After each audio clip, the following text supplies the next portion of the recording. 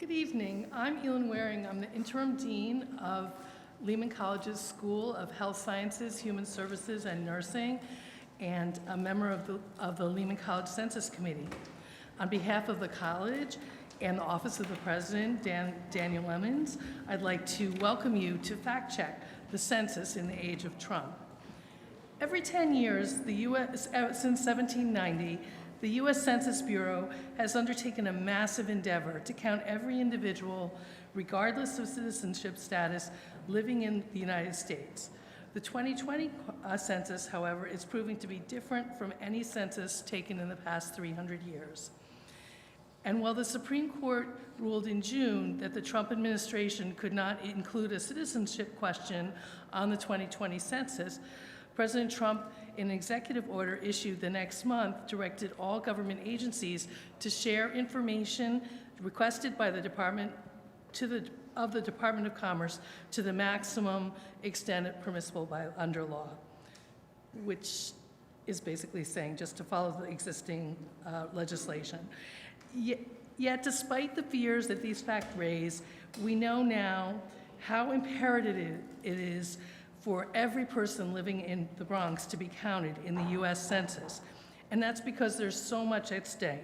Millions of dollars in federal funding for some of the Bronx's most vital and basic resources, and the number of congressional districts, assembly districts in the state assembly, and Senate districts in the state Senate, and even city council in New York State is determined by the population numbers, an important factor for many reasons, but especially when it comes to elections. I don't think I need to remind anyone in this room that next year is an important one. It would make sense for the residents of the Bronx, many of whom belong to communities who are considered hard to count, to be wary of participating in the census. But that's why we're here this evening, to dispel fears with facts with a panel of civil rights advocates and activists. In fact, 2 out of 3 of our panel were born right here in the Bronx, so we know we're in good hands. Before I introduce our panel, just a few housekeeping notes. Tonight's event is part of Lehman College's Make the Bronx Count campaign. This is actually the second in a series of events we are holding to educate and inform not only Lehman College community, but the broader Bronx community of the importance of participating in the 2020 census. We'll be hosting several additional events in the new year, including census teach-ins that are scheduled for February 5th and 6th, with a special celebration on April 1, Census Day. So please check lehman.edu for details. This event is being live streamed and recorded, so say hello to all of you watching via Facebook or Lehman's website, and thank you for joining us. Also, we'll be dedicating the last 10 minutes of our conversation this evening to questions and answers. You'll be receiving a note card that will be collected and have your questions. So try to have your questions ready to write down on a note card. And finally, please, if you haven't already, silence your cell phones. So with that, I'd like to introduce our guests this evening. S.A. Olumhense is a reporter covering the Bronx for the City, a really great news website. Before joining the City team, she was a reporter at the Chicago Tribune and at the Investigative Fund. Originally from the Bronx, she's a graduate of the Columbia University Graduate School of Journalism. S.A. will be moderating this evening's discussion. Wennie Chin is the Senior Manager of Civic Engagement at the New York Immigration Coaltion. She oversees the organization's work in civic participation, electoral reform, and good government practices. Prior to joining the New York Immigration Coalition, Wennie was a community organizer at the Min Kwan Center for Community Action, working with Asian American youth. Wennie previously managed 2 state Senate races in Queens and was formerly on the board of OCANY Advocates, chairing their Civil Rights Committee. Perry Grossman is a senior staff attorney in the Voting Rights Project at the New York Civil Liberties Union, where he focuses on litigation advocacy efforts concerning voting rights and election law issues. At NYCLU, Perry's cases included New York Immigration Coalition versus U.S. Department of Commerce, the successful challenge to the Trump administration's efforts to put a citizenship question on the 2020 census.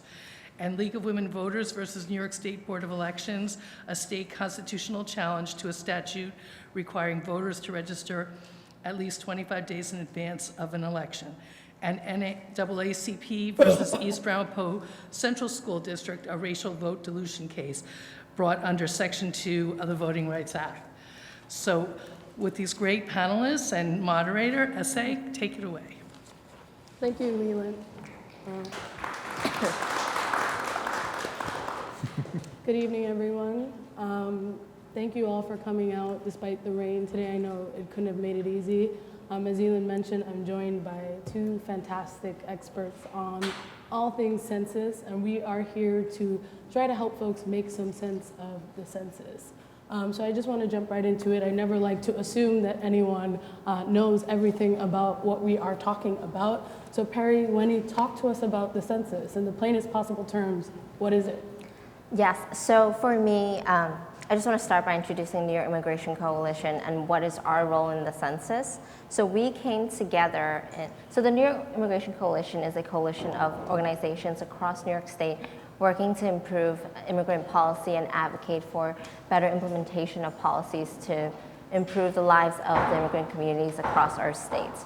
We came together in 2018 and created what is called New York Counts 2020, which is now the largest statewide coalition of organizations working to ensure that there's a fair and accurate count of the census. So what exactly is the census? And if there's any 90s rap fans here, I like to attribute Lil Kim, DMX, and the Lox. They came together and made this song that's now my census anthem called Money, Power, Respect. And I think those three words really sum what the census means for me. Money, it impacts how our federal dollars are allocated to each state. Some research will tell you it's 800 billion, some research will tell you that it's 600 billion. The number goes up as high as $1.5 trillion is what the federal government allocates based on census data. And here in New York, we estimate about $73 billion in 2017. So it's a huge sum of money. And when we talk about the census and getting a fair count, we're not saying New York needs more of that funding. We're asking that New York gets its fair share of that federal pie.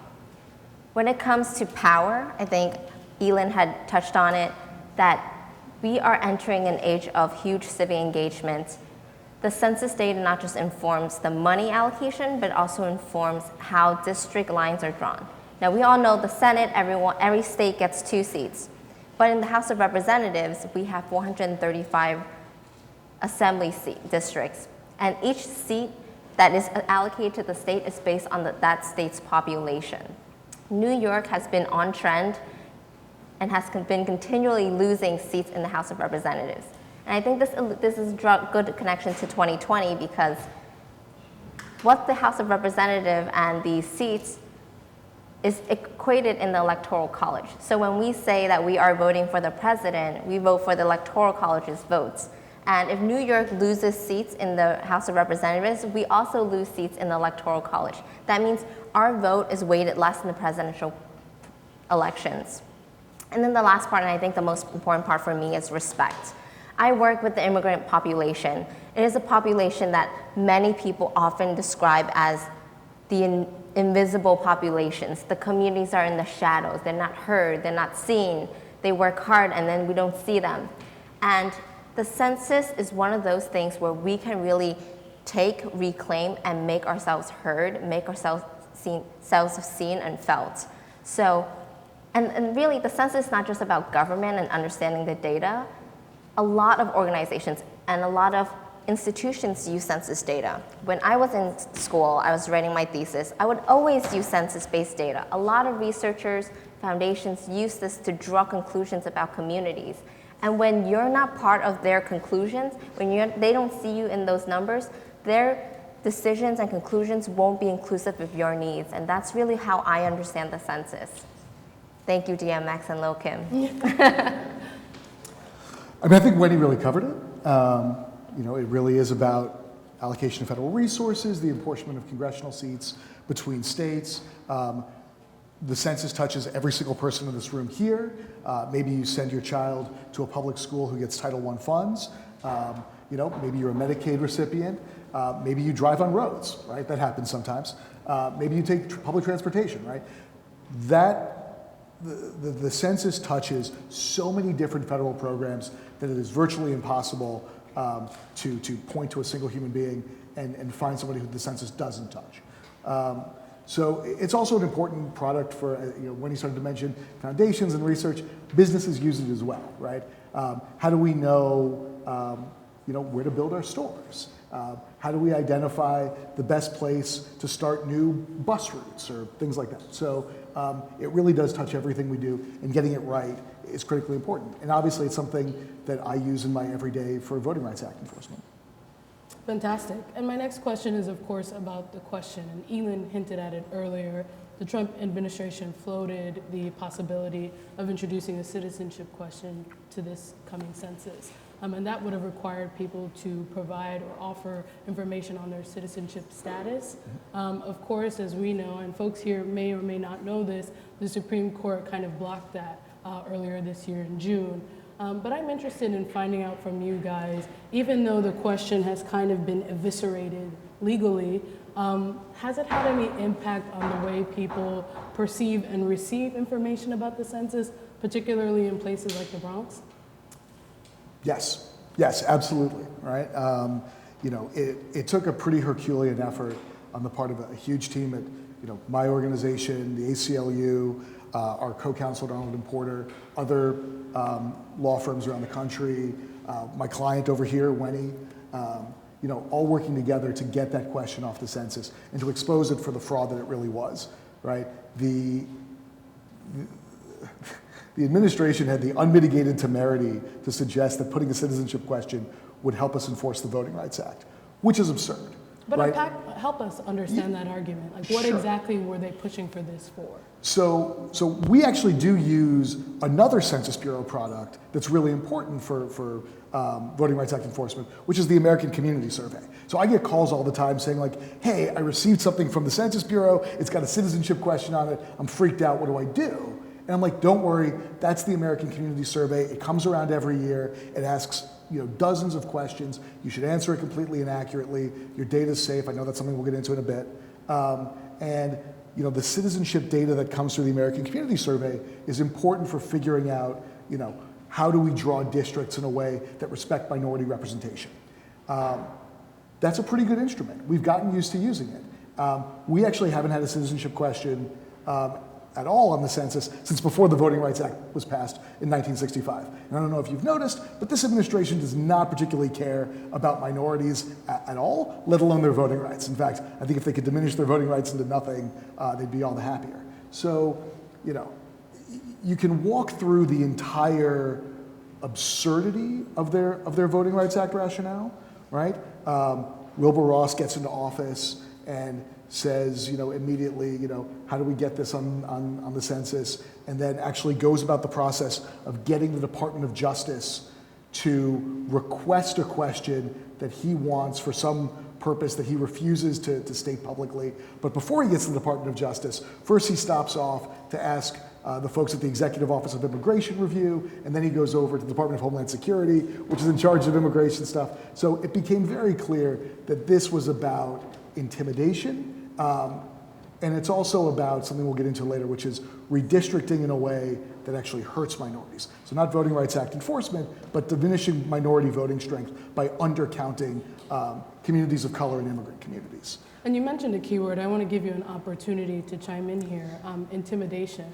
You mentioned folks, they get the American Community Survey and they call you because they're concerned about, information on their citizenship being shared.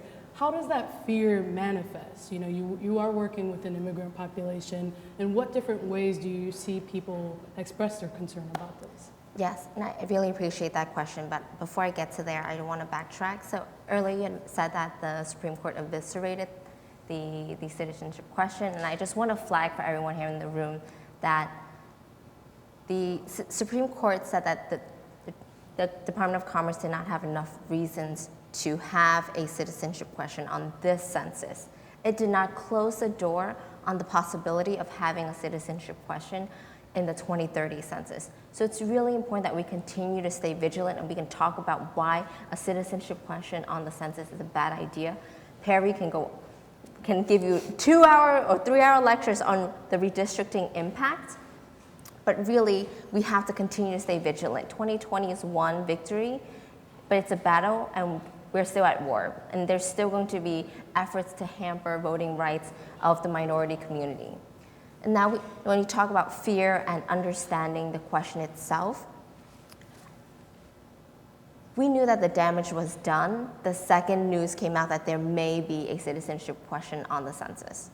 Because our community, we're not always in front of the newspaper, we're not always in front of the television. We consume news in bits and pieces. And once that information was relayed to our community that there may be a potential chance that the Census Bureau is going to be collecting citizenship data, even if they don't explain what that data is for, there's already a lot of concerns around collection of status. And so what we've been doing is really going into communities and having these small group conversations to rebuild that trust in the census. The census has existed before this administration, the census will continue to exist after this administration, and really helping communities understand that, one, the citizenship question is no longer on the census, but also the bigger conversation is to understand that that topic was raised to instill fear. Whether or not it materializes does not matter. There's fear already built in, and the Bureau knew that. Well, not the Bureau, the administration knew that. And so it's having these small group conversations and also really cultivating a conversation around not just the citizenship question, but understanding what is at risk and how much more there is to gain for a community that's already continually underserved. When you are calling your elected officials and complaining about services you're receiving and you feel like your community is under-resourced, and understanding that by completing the census, you're helping your community by that much is a huge conversation to be had.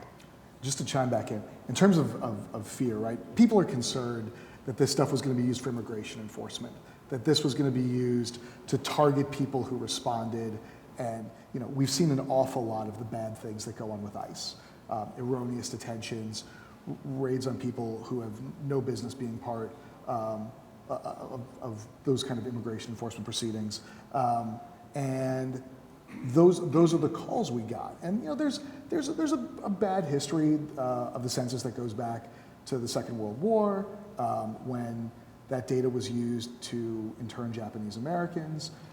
Luckily, since then, we've had confidentiality protections that have been passed that prevent that put stiff criminal penalties on the use of that. But there's still a concern that handing over your data to the government is problematic, and there's always been an undercount of immigrant communities and communities of color.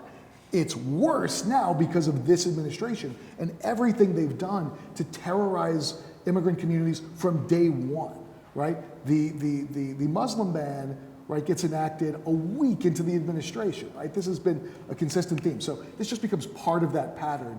And we've all heard the fear, calls to our offices, small group meetings, and that sort of thing. And so rebuilding trust that this administration has really intentionally and directly and effectively damaged, rebuilding that is sort of all of our responsibility. So I'm sure there's some skeptic somewhere, perhaps not in our lovely audience, but maybe on Facebook or somewhere else, who's like, well, why should people who aren't citizens participate in the census? What's your response to that? Is there even a response you can offer to that? Well, we can start with the Constitution of the United States, right? The Constitution of the United States says we count all persons living in the United States. It's not all citizens. It's not all eligible voters. It's not all people with lawful status. It is all persons, right? So first, let's start with the constitutional command right there. Second, from a practical perspective, it makes sense to count every person, right? We have a country that exists with citizens, with immigrants of every status, and we want to make sure that political power is apportioned effectively, that our resources are apportioned effectively, so that we're able to have a thriving economy and an effective government and a cohesive, stable society. So ensuring that everybody who lives here is a part of that count, it goes back to what Wennie said. It's in large part about respect for everyone who's here and making sure that our government is serving all of them effectively. And I'm going to bring up something called Title 13. Perry, feel free to chime in. I know this is your jam. But Title 13 is a federal piece of legislation that provides protection around census data, and there are pretty strong penalties if anyone reveals Census Bureau data. The Census Bureau is never allowed to share any individual information, any individual responses. The smallest amount of information you can receive is through a census tract, which is still tens of thousands of people. That being said, I will never tell you that, and I put this out there, that Title 13 is a very secure and important piece of legislation that really protects census data, but also understand that I will never say full 100% trust the government. I'm not going to say that to my community, but I tell them, and this is something that really resonates, is if you don't fill out the census because you are fearful of potentially losing or being at risk at something versus a very tangible loss of funding and resources for a community, that's a decision you have to weigh. It's a potential versus something that will happen if New York gets an undercount. And that's something that we have hundreds of years of, well, not hundreds, 200 years of history to support. And I think when I go into my community and I have these conversations, they really understand because, and really helping them understand that the Census Bureau is not allowed to share with law enforcement, not allowed to share with any immigration enforcement, not allowed to share with any other government agency. And the relationship with data is that other agencies can share information with the Census Bureau. The Census Bureau cannot put information back out. That's on an individual level. Mm-hmm. Yeah, that's about right. Right, so Title 13 of the U.S. Code is the Census Act. Most of the provisions come from around 1976. There are super stiff penalties for government employees who unlawfully disclose census data, even within the government, right? I think it's 5 years in prison, and I want to say $250,000. it might be a $250,000 fine. It might be a $5,000 fine though. But the 5 years in prison is a pretty big deterrent to sharing people's individual information. 5 years in prison is a deterrent to a lot of things. So but there's that portion of the law, I just want to jump in, is it lacking in any way? I mean, that's a stiff penalty. It sounds like it's pretty tight. It's never been violated to the best of my knowledge, and I get this question a lot. I would also, it's not the only protection we have though, right? Like, you got to remember that the Census Bureau is largely staffed by career civil servants, right? People and really wonderful data scientists who do their best to make sure we have a complete and accurate count. And the data is most securely in their hands, and there's numerous layers between political appointees and the career civil servants who have the data. There are disclosure avoidance procedures that go on, to make sure that individual level data is not able to get out. There are statistical practices that are enforced throughout the executive branch in order to protect individual data. So there's a lot of layers, and right, as lawyers, we never ever make 100% guarantees. I will not make one here today. But your data is pretty safe in the hands of the regulatory regime that we have. And as awful as this administration is, as hard as it is to trust them, I think you're in pretty good hands filling out the census and giving that data, and encouraging others to do so also. And if it makes you sleep better at night, there's a 5-year statute of limitations on that federal law criminalizing disclosure. So even after the end of the Trump administration, people who unlawfully disclose it could still go to jail. So we're fortunate enough to be having this conversation tonight in the Bronx, here at Lehman College. The Bronx, according to a 2018 comptroller report, is the fastest growing county in the state of New York. And most of that is driven by immigrants, according to this report. We do know that the Bronx has a lot of populations that are considered hard to count. This question is 2 parts. I'd love to hear from you guys all of the kinds of populations that can be described as hard to count, and what's at stake if there is an undercount. So it's 2 parts, there's a lot here. So take your time tackling it.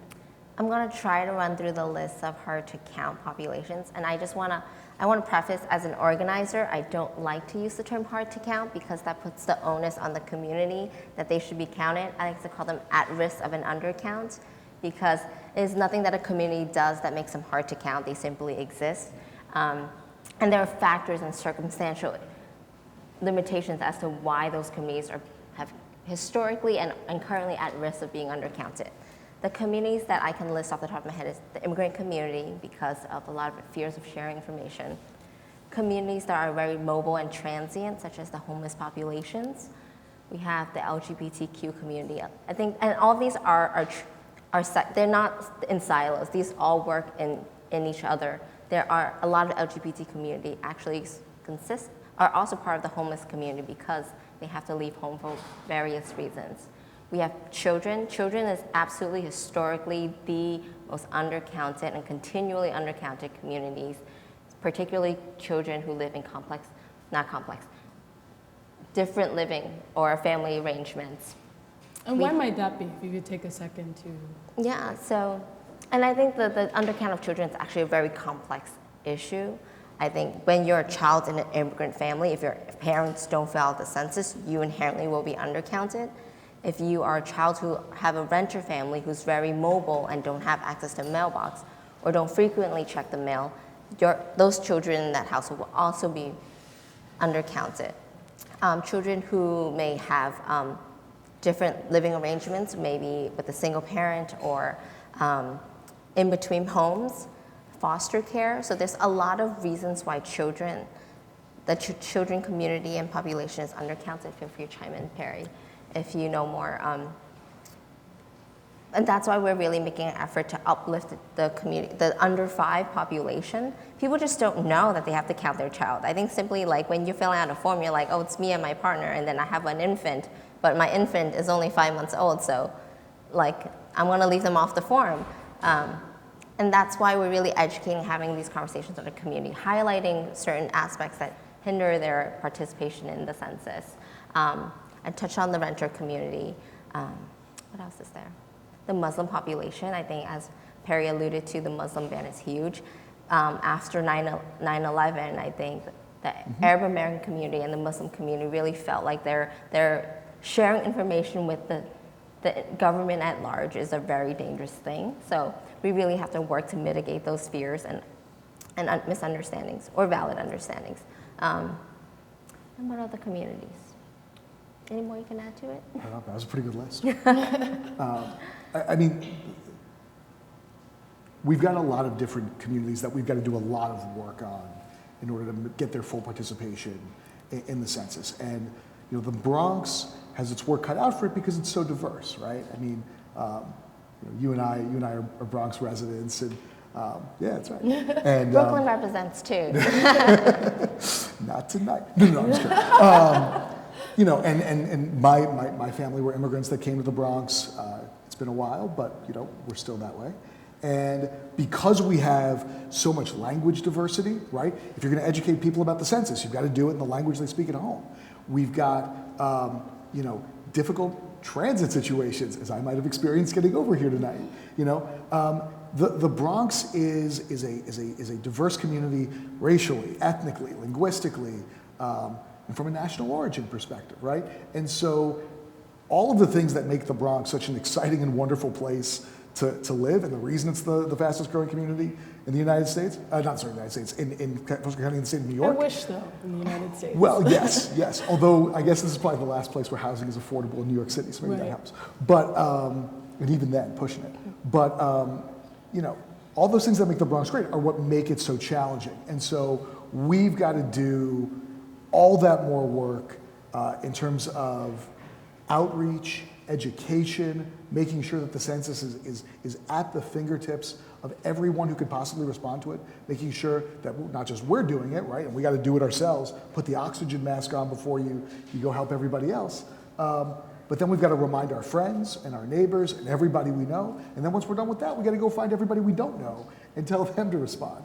And you know, we've got to be the trusted messengers for our neighbors, you know? So whether you are a West African immigrant who, you know, whose neighbors speak like Igbo or Yoruba, you know, you've got to be there for them to give them information in a way that is credible and understandable. Or, you know, maybe you live in Hunts Point and you've got a lot of organizations that won't necessarily go south of the Bruckner over there. Like, you've got to like go the extra mile to reach out to your friends and neighbors and ask them those questions. Make sure that they know to participate and explain to them how important it is. So, we've got to be our brother's keeper all over this borough, because if we don't look out for each other, who will? I want to add an addendum to my list. This census is actually the first census that will be done digitally, which is huge for communities that don't have broadband access and communities that just aren't savvy with technology. I think this year, the way you fill out the census, not the census will come to you in a paper form and you just fill it out and mail it back. This time around, the process looks a little different. You will receive a postcard, or most families will receive a postcard with a hyperlink, with a code. You go on your computer or your cell phone and then you type in that hyperlink and then you type in the code that they provide you, and then you fill out the census. So I think just understanding the digital divide and that there is a very real digital divide. If I tell my grandmother, who's 80 years old, Chinese speaking, living in Brooklyn, to fill out the census via mail, she will have no idea how to do that. Unless her family, like me, go home and do it for her, she will be undercounted. She will not be counted in the 2020 census. So thinking about those populations and really helping to, and so that's something that we are very lucky that New York City has recognized that there's so many layers of difficulty in making sure that New York City and New York State gets our fair count, that the city has done something tremendous. They've poured in mass amounts of investment in making sure that there's funding for organizations who play that role, who have the language capacity, who have the cultural competency to connect with their community and do work like this and go door to door to call their community and remind them to fill out the census, how to fill out the census, and provide digital access if they don't have digital access already. And you both, go ahead, I don't know if I can please. get, because I missed a part of your question I think is important, right? You asked, why is it important here, right? The Bronx is a place where we have a significant amount of poverty, right? And because we are consistently undercounted, not only do we have poverty, but we're not getting our fair share of federal resources, right? We've got a lot of Medicaid recipients here in the Bronx. We got to make sure that we're getting our full complement of Medicaid funds so that we have a healthier population. We got a lot of Title I schools, public schools here in the Bronx. We got to make sure that our schools are adequately funded. We could go through the entire list of federal programs that other communities get the benefit of, and make it an easier place to live, an easier place to get jobs, to be a thriving, healthy family. That's what adequately responding means here. It means putting the Bronx on par with other places instead of a disadvantage in terms of the resources that we get from government in order to build a better community. Yeah, and this is something that someone had shared with me. On the issue of criminal justice, directly relates to the census. When we talk about over-policing, they look at crime rates. Crime rates are drawn on population data. You draw that line. So understanding which communities are continually over-policed, are claimed to have the highest crime rates, are also the same communities that continue to be undercounted in census. So there's so much being done, it seems, around the census this year to rally people to learn about it, to participate in it. I mean, if I had $1 every time I heard the word census over the last several months, I wouldn't be a journalist. You'll be Michael Bloomberg. So talk a little bit about the initiatives. What's new this year, and what ways are people rallying the community here in the Bronx and elsewhere in the city to engage them on the census? Well, one, I want to highlight that Elin said that she is part of the complete counts here at Lehman. I think complete count committees are huge tools to share information with their community. And complete count committees are something that can be done beyond just geography. It could be done through racial groups or however you want to define your complete count. But in New York City particularly, the libraries have tremendously taken on a massive effort in making sure that they are equipped to provide digital access to anyone who wants to come into the library and fill out the census. We talked about that digital divide. The libraries that they're saying we can fill that role. We have computers, we have digital access already. We are ready to play this role for our communities. A lot of CBOs are part of the New York City has created, first time in New York City created an Office of Census that will be overseeing a really robust community outreach program called NOCs, Neighborhood Organizing Complete Counts. And they will deploy volunteers to go into each census tract, which is a small, few thousand people, well, not small, 1,000 to 10,000 individuals, and make sure that every door is knocked on. Because what the census is that it is not just a count of individuals, it is mailed to households. So if you can get a household a door to open and have that conversation and make sure that they are counted, you may be not just counting one person in the household, you'll be counting everyone who's living there. So there's a very robust door knocking program. And individually, CBOs are also undertaking a huge public awareness. For me, I think of the census as 3 parts. You help our communities understand what the census is and then help them build the intention to fill out the census. You then have a conversation to help them understand how to fill out the census because it's digital. Also, I didn't mention, but this year the census can also be filled out by phone. So you can dial into the census's official number and request to fill out the census by phone. And this is particularly helpful for for communities that don't have high literacy or don't have the digital access that they can do it online. Sorry, where was I? You're doing pretty good. I don't remember what it was. CBOs. So really having those conversations, helping them build the intention, understand how to fill out the census, and then actually giving them a reminder of when the census comes around. The census comes around mid-March, and you can fill it out all the way through the end of May. So really taking advantage of that time, that window, and understanding how to fill out the census, what is actually on the census, if they have concerns around the Citizenship Question, or if they're confusing the census with the American Community Survey. We're really here to help them better understand the tool. Mm-hmm. Yeah, I would echo a lot of what Wennie said. I would make sure that you understand that those knocks that we're talking about, those are trusted messengers. That's not the Trump administration knocking at your door, right?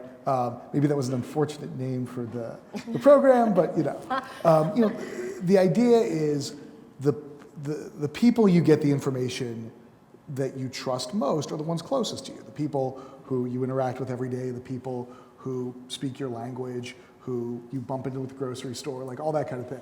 So it's really, really important that we be sending trusted messengers around to answer questions, to talk to people, to make sure that they understand that filling out the census is a good idea and not the kind of thing that's going to get them in trouble. And I would also say that filling out the census is in large part an act of resistance. I know that sounds funny. How is participation in the largest government peacetime action an act of resistance?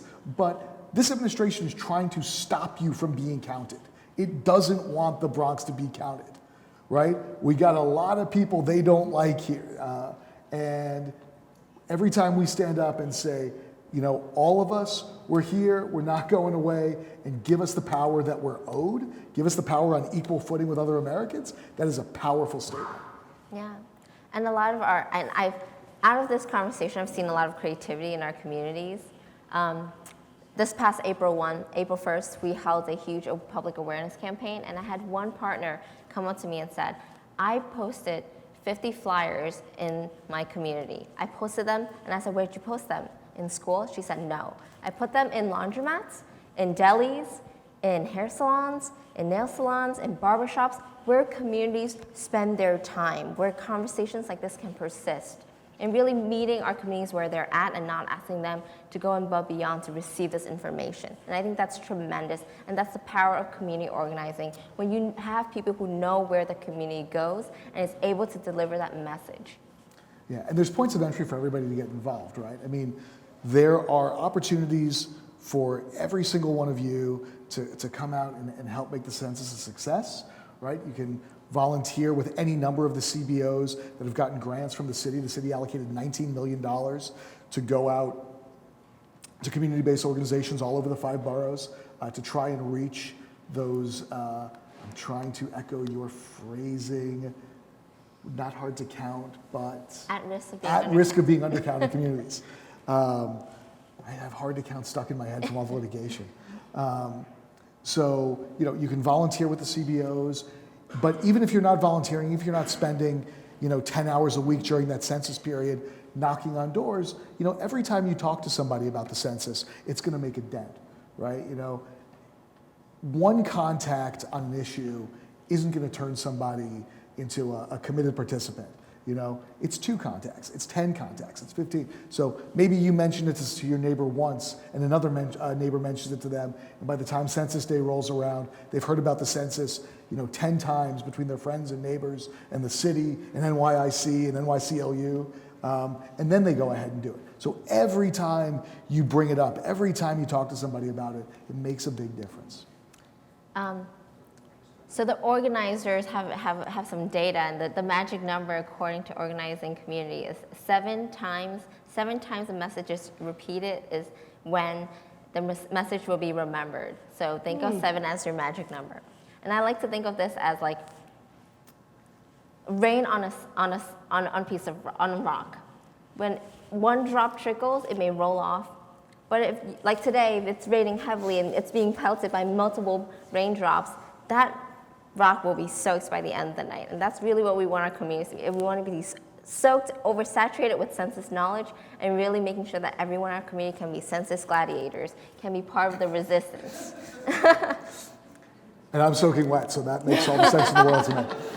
So we touched on this briefly. You both actually surfaced this. For the first time, the census will be conducted in part on the internet. And I want to share some data with you guys.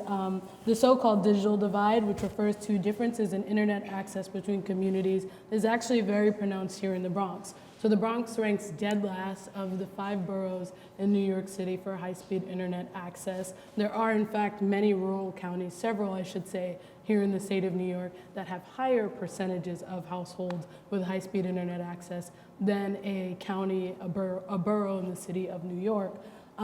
So for some additional context, just under half of the households in Bronx neighborhoods like Hunts Point, Melrose, Morris Heights, Mount Hope, Belmont, and Fordham South lack broadband internet access, according to a report this year from the city comptroller. So even though the Census Bureau is offering by phone and a written way of participating in the survey, should we be concerned at all about a possibility for undercount because of the pivot to the web? So, yes, right? I mean, anytime you've got a population with significantly better access to the primary means of response, we've got to be concerned that we're going to be undercounted, because it's not just that, we want everyone to be counted, but no census in history has ever counted everybody, right? So we're trying to do the best we can. And the problem is if we have a differential undercount, which is to say that the undercount of communities in the Bronx is worse than the undercount elsewhere, we are going to lose out on resources and political power vis-a-vis those other places. So it's really, really critical, 1, that we're advocating for better broadband access here in the Bronx, but 2, that we're also working harder to ensure that our fellow Bronx residents are using all of the means at their disposal, including going to the public libraries and using the terminals there, using their phones. Not just their phones to call in, but also web browsers, right? Because even though we're short on broadband access, people can still use cellular data to open up their web browser and just do it right there. And so not everybody has a laptop at home, but more people have smartphones than ever before.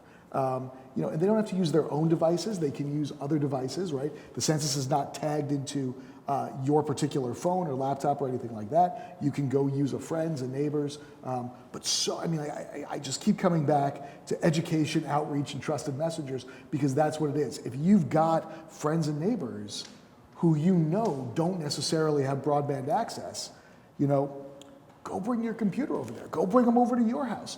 Let them use your phone. Or tell them like, hey, by the way, you can go to the public library and do this. So we've got to be looking out for each other to make sure that we're finding all of those means at our disposal. But also let City Hall know that the Bronx needs broadband, and we shouldn't be second to the Adirondacks, or behind the Adirondacks in terms of broadband access. I mean, it's also something, before you jump in here, Wennie, it's also something I think about when it comes to applying for jobs with the Census Bureau. If the application is online and you have a person who doesn't have high-speed internet access, like that erects a barrier of some sort to them getting that job. And I don't, it's something that I think about a lot as a reporter on an online-only news site. It seems like every fourth person I meet, I'm explaining what the city is, which is not I won't call it a chore, but it's not something that I mind doing. But I am reminded a lot that the Bronx has this kind of almost wall around it to the outside world. So before you... So I just jump in really fast. So I just saw today, a colleague sent me that Senator Parker was hosting like a census job fair, right? And I think census jobs pay about $25 an hour, Yep. which is not bad. You've got good reps here in the Bronx. I see them with some frequency. They are really committed to ensuring there's a complete and accurate count. Call them up. Let them know. Are you guys going to be doing census job fairs? How can we support that? How can we make sure that a good cross-section of our community is going to be out there as enumerators doing that job so we can trust the people who knock on our door? Absolutely. Everything Perry said. I mean, Lehman, if Lehman College wants to host a job fair, I totally endorse it.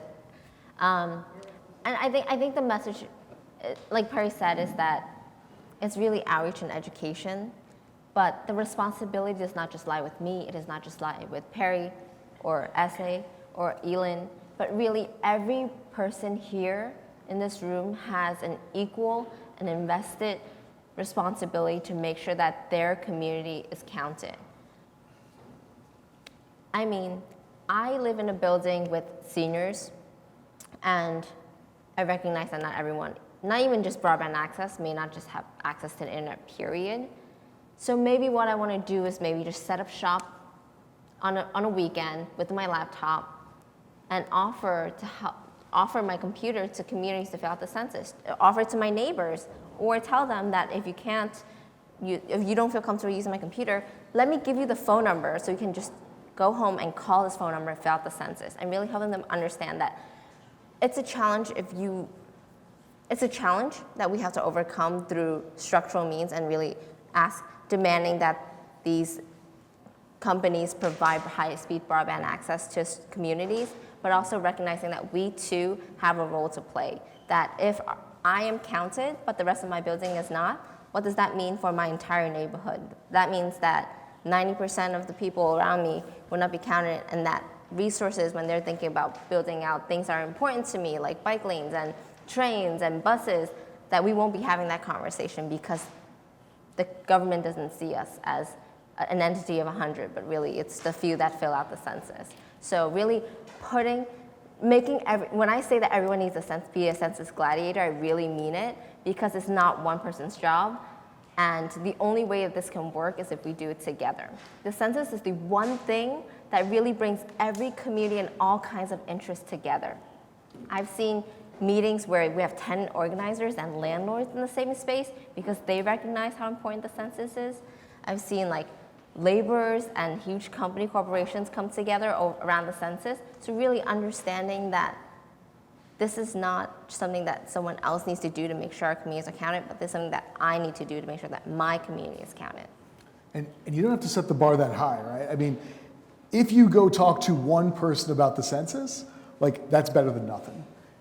I don't want you to feel like in order to do anything valuable, you've got to go get your whole building to sign it up. Don't get me wrong, I would love it if your whole building filled out the census and you guaranteed that. I'd love it if you did your whole neighborhood. But if all you did was knock on your next door neighbor's door, if all you did was talk to the person sitting at the coffee shop next to you, if all you did was call up your mom and make sure your mom fills out the census, that would be sensational. It's my mom calling me about the census now. My parents are so fired up about it. And they're also the kind of people, this ties into my next question, who have access to the internet but are super skeptical of doing anything online. And we talked about some of the fears around privacy, Title 13. Are there any specific concerns related to the census being on the internet that you guys hear from people? Do people think it's, like my parents think any link open from the internet is like malware that's gonna blow up their computer. Mom and Dad love you.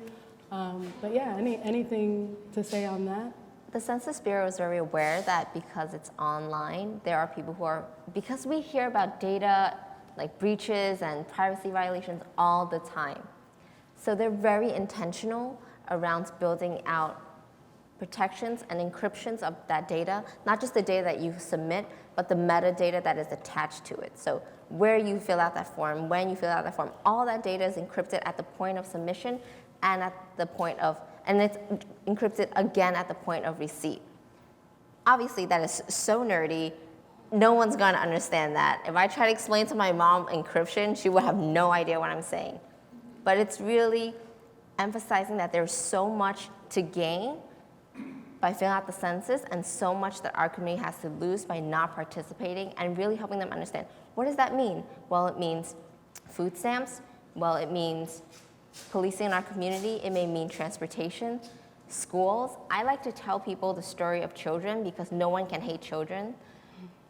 And if you do, then oh my God. But really, when you talk about children, everyone here knows a child. If you don't fill out the census, your community or children around you will be under-resourced in their schools. And I'm not talking about the impacts of 1 year. For the census is taken every 10 years, and so the data collected will be used for that decade. So when you think about 10 years, for a student in school, 10 years is their entire educational lifetime. And that means for that entire generation of children, they will be under-resourced, they will be underfunded, they will have crowded schools, they would not have free school lunches, they will have to compete for public transit cards. And those are the issues that I think resonate with my community. And I continue to emphasize the impact that the census has on daily life and particularly children. Excellent point. Anything to add? I mean, as an ACLU lawyer, I feel pretty weird telling people like, oh yeah, like send your data to the government, it's fine. But you know, they really have invested a lot in digital security, and you should feel fairly confident that your data is protected when you transmit it online through their encrypted portal. So go for it.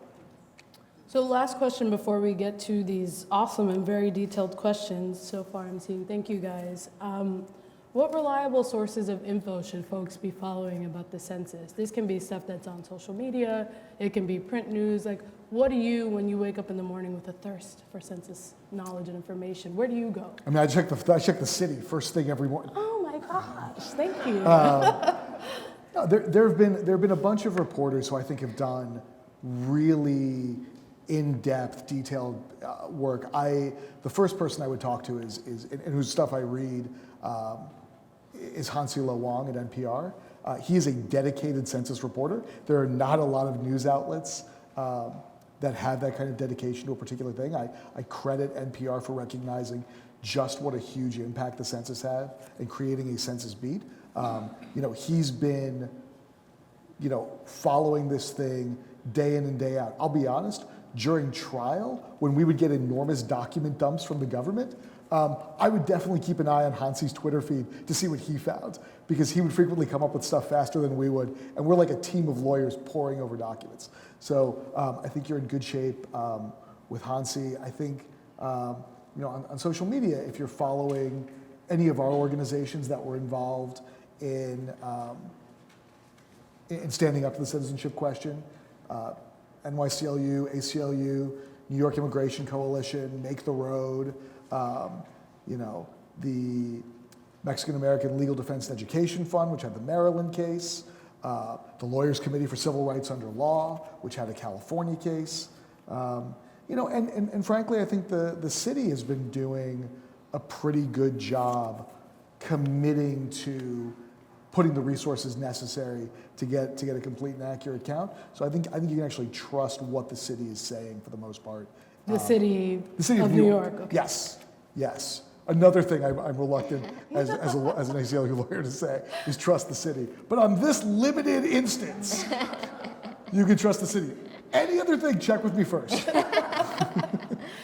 Anything? Yes, to add to that, I think social media is great. I think if you just search Census 2020 as a hashtag, sometimes I use that to filter nice graphics and data points, but also recognizing that there's a digital divide, so not everyone's on social media or Twitter. I didn't start using Twitter until I started this job a year ago, so I'm not a Twitter person, but I do check the Office of Census.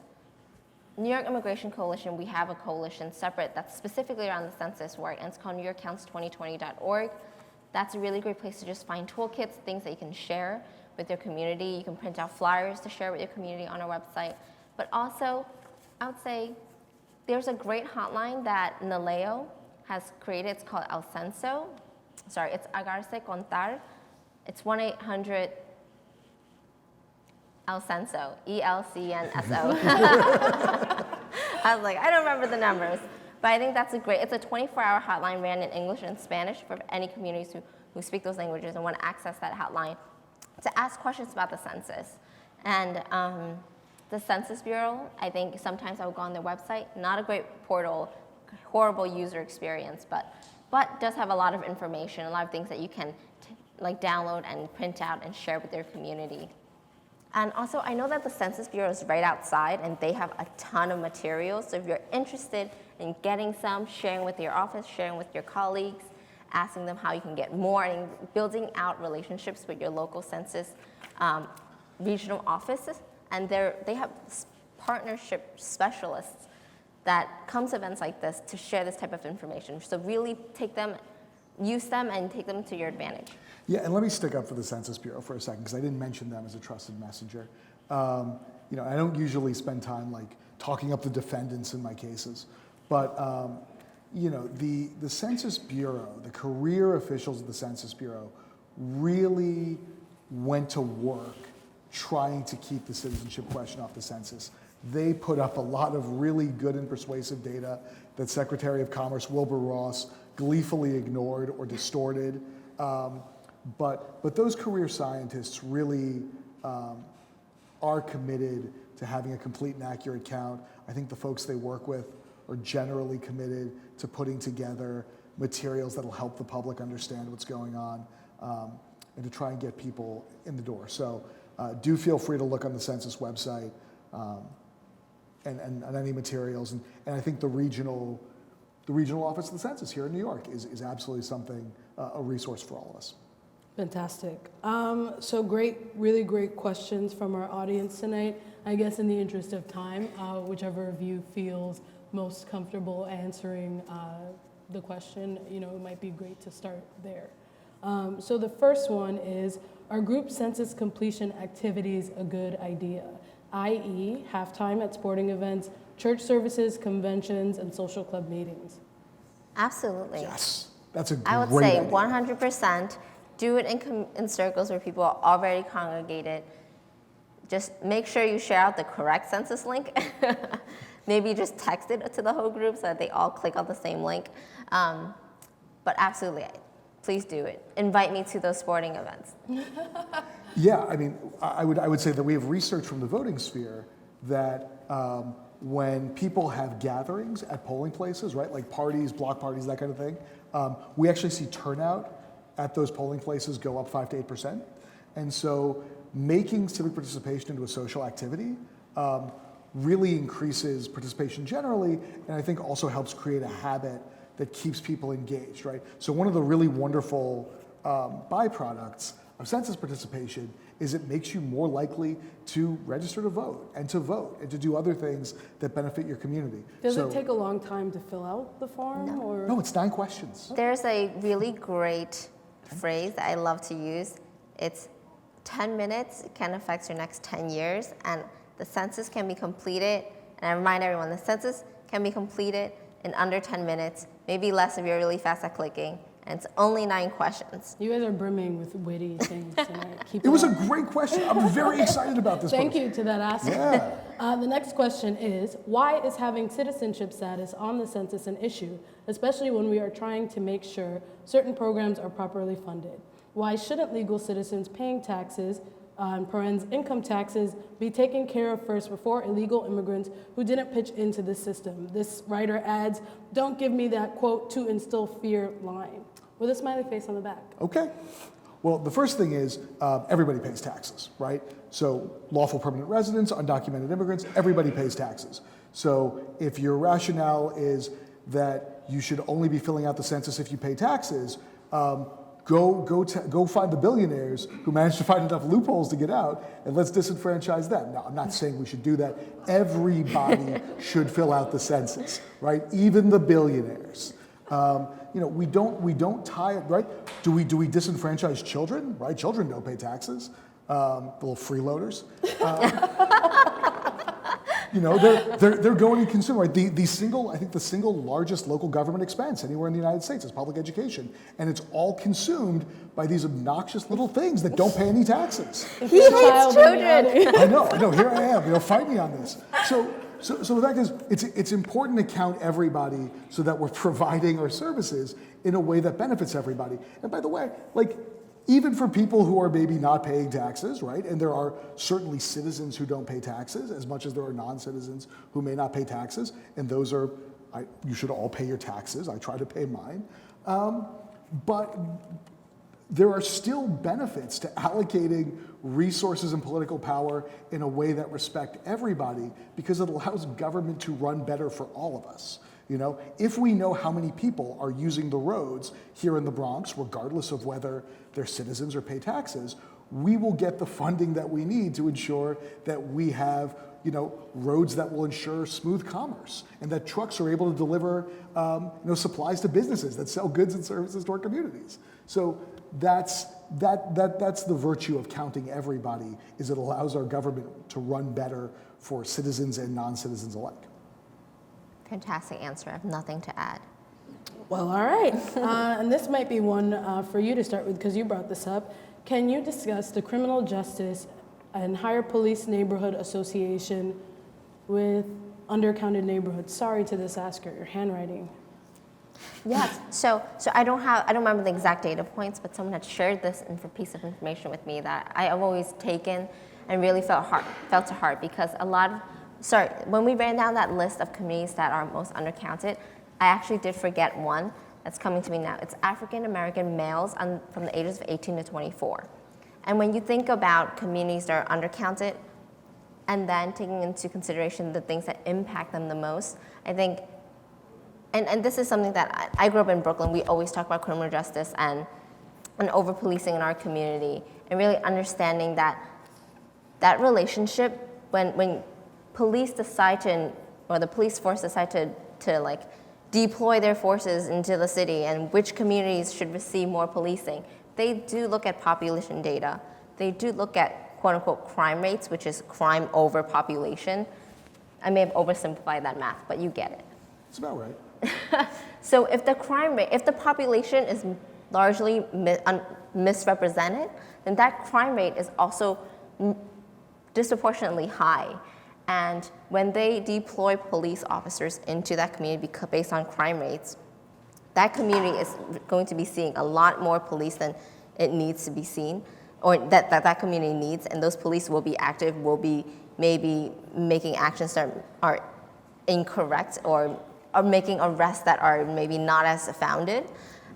And that's the impact that's really felt in the community and on the ground by the residents of those communities, simply because of crime rates and understanding the relationship of data. Data is a huge tool. Statistics really inform decisions, and this is across the board, whether it's hospitals, education, police force, etc., roads. So really understanding that data should be one, have integrity, be accurate, and fully represent the people that they're trying to count.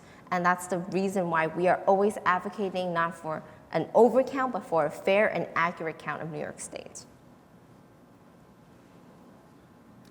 I can take a joke about crime rates, but I pretty much covered everything else. Yeah, I think people might want to laugh. Okay. No? I was registering voters at Rikers Island, because if you're a pretrial detainee, you don't lose your right to vote, or if you're serving time for a misdemeanor, you don't lose your right to vote. And there's a lot of eligible unregistered voters who've been alienated from the process. So anyway, the joke part is I was talking with one of the Department of Corrections staff about escape attempts, and says, nobody ever swims over there to the Bronx. Everyone would just try to go to Queens instead. I'm like, oh, I wonder why that is. And then one of the inmates is like, man, have you ever seen the crime rates in the Bronx? So okay, I think that's a lot of fun. It was a lot funnier at the time, but we can workshop. That's I'll work on it. And this person also asked another great question on the back of their card. Will there be a questionnaire sent in print along with the postcard? So the Census Bureau has designated certain communities that have been identified as having low broadband or low to no broadband access, and they will receive, instead of a postcard, they will actually receive the full form. After the postcard is sent out, they will send out a reminder, they'll send out another reminder, and if at that point you still have not completed the survey, at the end of April or early May, they will send out a paper form. So there is another option to fill out the census. And then after that form is not completed after 2 weeks, they will then deploy what we call enumerators, which is Census Bureau employees to knock on your doors. So there's a phone option, there's an online option, there's a paper option later in the process, and there's an in-person process that you can take later in the process. And last question, Facebook announced it would work to suppress disinformation campaigns on its platforms, and we know this has reached beyond the census. Can you talk about that? Who benefits from a disinformation campaign, and who would do it? I mean, I can't speak on the behalf of Facebook, but I think as a normal consumer of news and information on the internet, as a regular social media user, and having heard news of Russian and other community organized countries creating fake Facebook groups to share out messages, I would say it's hugely across the board. Everyone benefits from having accurate information.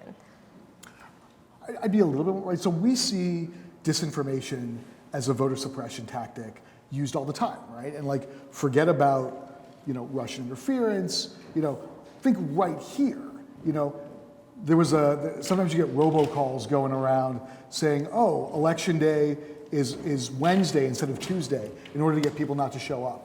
Or you get mailers around saying, people who have arrest records aren't allowed to vote, right? Or, we're worried about voter fraud, so we're gonna have people with guns stationed near polling stations, right? That sort of disinformation is designed to stop people from participating. So the people, promulgating those disinformation campaigns are folks that want to hurt democracy, and sometimes those disinformation campaigns are targeted at particular groups, right?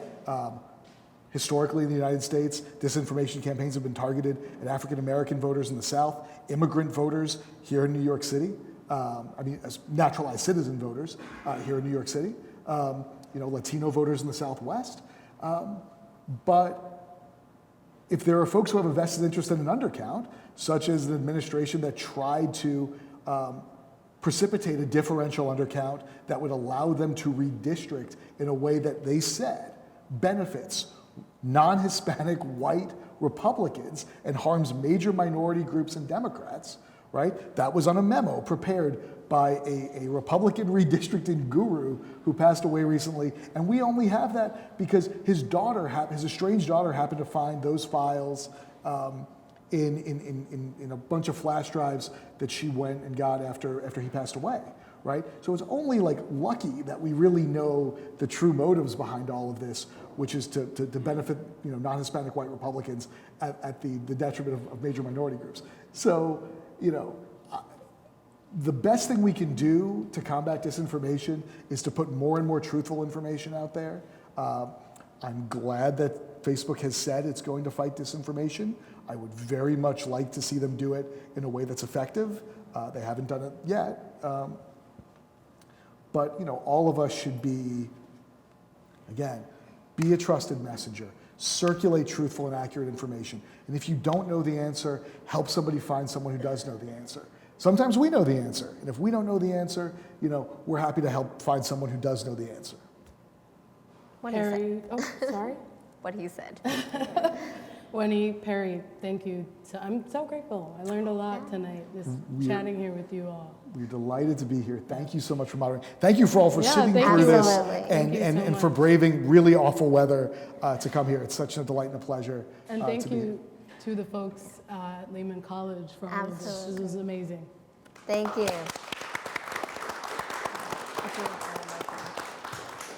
Before everyone leaves, I do want to part with one message. It is that 2020 is going to be a major year of civic engagement.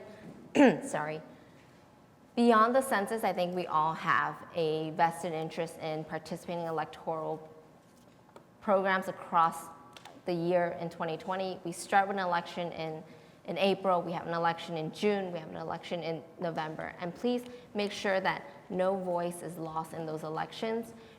In New York State, we do have a closed primary system. So that means if you are not registered to a certain party who's holding a primary, you will not be able to participate in 2 out of those 3 elections, which means really your voice will count 30%, and that's horrible. We should always be heard at 100%. So please make sure that you are communicating and socializing with your immediate family and friends and community that there's elections happening. The deadline to re-register or change your party affiliation is February 14th, Valentine's Day. Happy Valentine's Day, everyone. Please make sure that no one is skipping out on this electoral process because your voice is so important. The deadline to register is April 3rd. The deadline to change your party enrollment Yes. is February 14th. Right, we're currently challenging it in the courts, but there is a 25-day registration deadline. Hopefully there won't be. But just to echo what Wennie said, make sure you're registered to vote at your current address. That if you want to be registered with a party, make sure you're registered with the party you want to be. You're not required to if you don't want to. And vote. Make sure everyone you know votes, and then make sure everyone you don't know votes. And New York State now has early voting, so ahead of every election, we get 9 extra days. That means 2 weeks, 2 weekends. Go take that sports bar event, and then take them to the polls as well, and then help them fill out the census. Be creative, be civically engaged, and thank you so much. Thank you.